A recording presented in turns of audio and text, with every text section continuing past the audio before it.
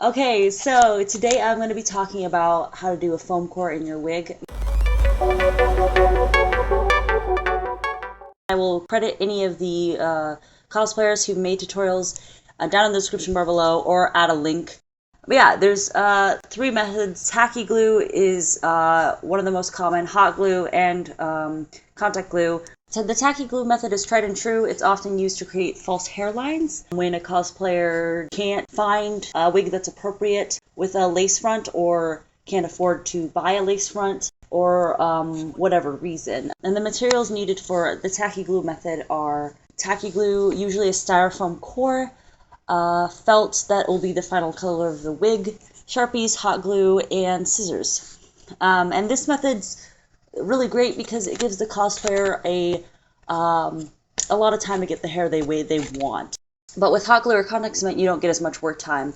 So you really can get a very smooth, clean product. So tacky glue is probably the cleanest application.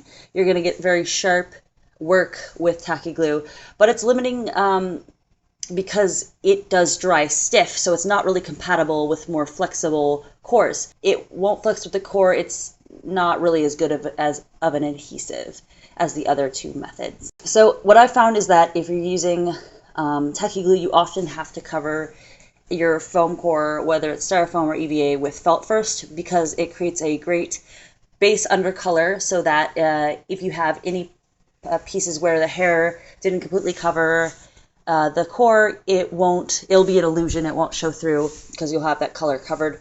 And it also gives the tacky glue something to grab onto because felt is a porous fabric. I prefer contact cement for fiber laying, but tacky glue is ideal for spike work because it's less toxic and has greater work time. So next is hot glue. Hot glue is really ideal because it does have a very quick set time. It dries clear if handled properly. The problem with hot glue is that if not applied properly, it can become opaque. It can get goopy all over the place and really can tangle your wig fibers and pretty much destroy your project. Hot glue is great because it can only attach to the bottom layer and so it won't wet the look of the fibers. Great if you want to maintain a fluffy look to your wig or you're concerned about changing the actual color of the fiber, because with a lighter wig, often tacky glue or contact cement can change the color. Not necessarily the color, but the value, so it will look darker. This method is preferred for something where there's tension, right? So if you're doing a odango or something that's round, the hair is being wrapped around the object and it's sort of holding itself in place. Whereas it's a flat surface, so there's no tension in the hair. The hair is being adhered by the glue and the glue only. So for example, my Truffles wig did not actually need that much glue. Most of it was just wrapping the hair and letting tension do its job and then pinning the ends down.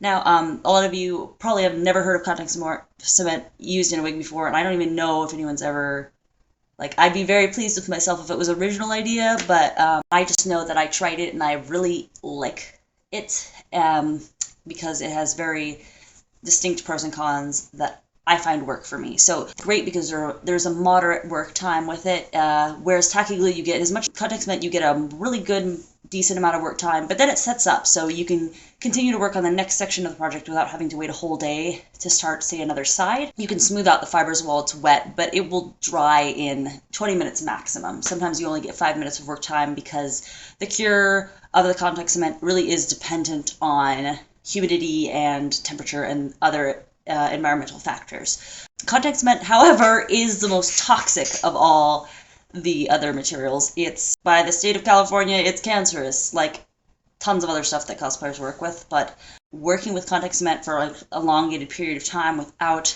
proper care is dangerous to your health. So, like any other chemical that you're working with. So yes, open a window, have a fan on, wear a respirator, take care of yourself. I find it's wonderful because it plays well with a lot of materials that other adhesives won't play well with. It sticks to almost anything. The only problem is that it will dissolve styrofoam, so you have to prep the styrofoam with felt first and make sure that the styrofoam is sealed before it comes in direct contact with the contact cement, because it will eat it up and dissolve it.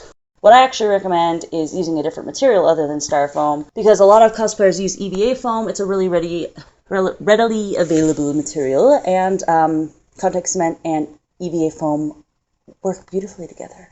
Okay, so this is the Gaz wig. It's very, very shiny right now, and I am deciding how I want that to be. I mean, it's difficult because the wig is just as shiny, and you can see that it's a little bit brighter in the wig, that the color comes through a little bit more.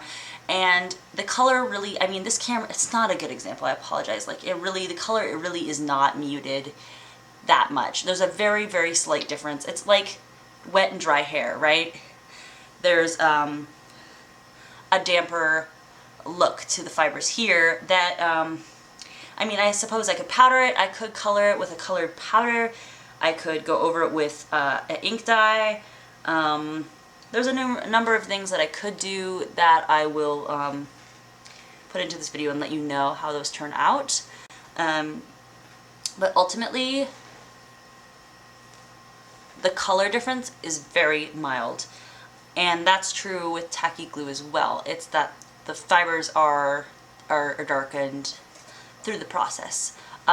The only thing is that there is a slight yellow tinge to the contact cement, so depending on the color wig you're using, that can be significant. Alright, I hope those test samples were helpful, and I hope the whole tutorial was helpful. And definitely check out the links that I provided for you, because those tutorials are extremely thorough. Very thorough. Yeah, so I'm sorry, it's really late and I'm getting really, really flustered, so I'll see you guys later. I'm losing my mind. I'll see you guys soon. Thanks for watching so much. Have a good day, guys.